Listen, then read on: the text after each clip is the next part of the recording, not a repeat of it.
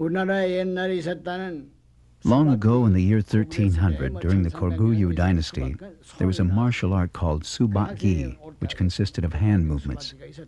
I'm not sure when Taekwon existed, but it consisted mostly of foot movements. In my opinion, it was necessary to have both hand and foot movements in the martial art.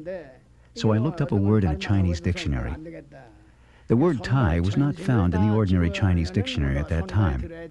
However, fortunately, I found a dictionary which had the word Thai. Thai means to jump, to kick, and to tread on. The power of Thai is unlimited. Kwon, meaning fist, was much easier to find. Do means way or method. That was how the martial art was named, Taekwondo. I went to Malaysia in 1962, and I began seriously to develop the Taekwondo patterns. I started to develop the Chunji pattern, and completed 4 patterns in 1963, but they were not included in the first book because the book came out in 1965. Anyway, I began to develop the Chunji pattern and completed 20 patterns of Taekwondo in Vietnam. Before going to Vietnam, there were only 4 patterns: Hwarang, Chungmu, Ulji, and Gaebek.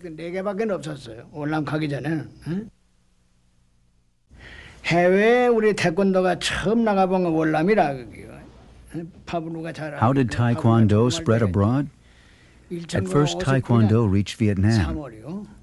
It was March 1959 when General Choi was the Korean ambassador to Vietnam.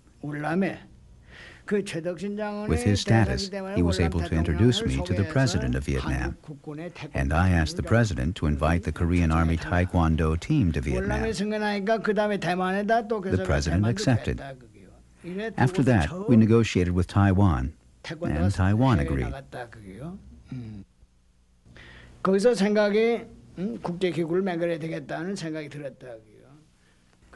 Through this, Taekwondo reached naturally into Singapore, Indonesia, and completely to the rest of Asia.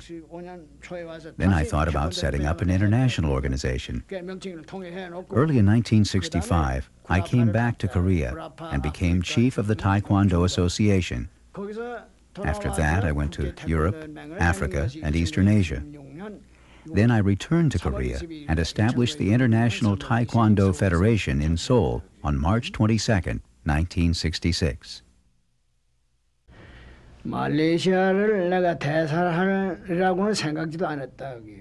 I never thought about working as an ambassador.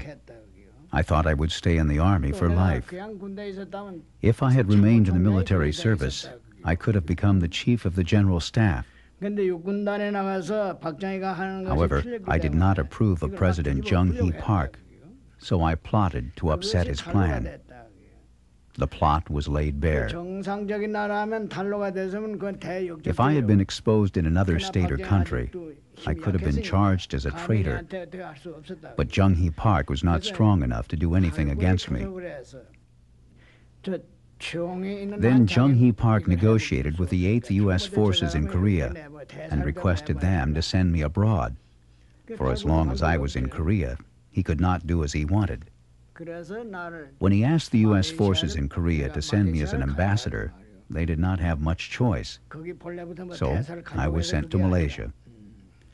I was very disappointed because it was not originally planned. When I got there, nobody knew about Korea, for Korea was a small country. Anyhow, I was going to introduce Taekwondo wherever I went, so I thought I should quickly expand Taekwondo. As a result, I was able to complete techniques in Taekwondo in Malaysia. What I'm saying is that there are no different doors for fortune and misfortune. They come and go through the same door. If you use the opportunity well, it becomes fortune. If you misuse the opportunity, it becomes misfortune. However, I was lucky to use the opportunity well, and it became fortune.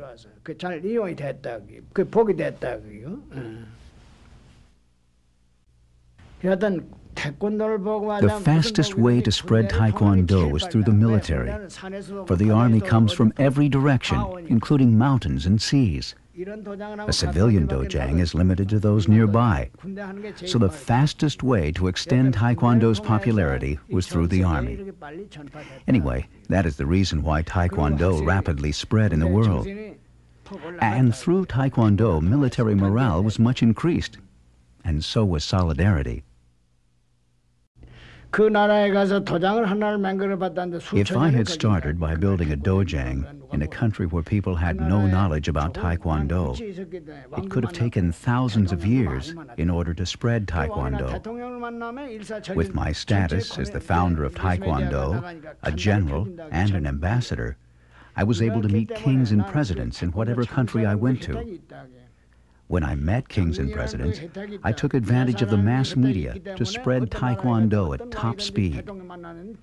Otherwise, if I had gone as a carpenter or common laborer to see a president or prime minister, it would not have happened. There was an established order. Strangely enough, I became an ambassador as a result of not getting along with Jung-hee Park. Not only the techniques, but also my status enabled me to expand Taekwondo rapidly.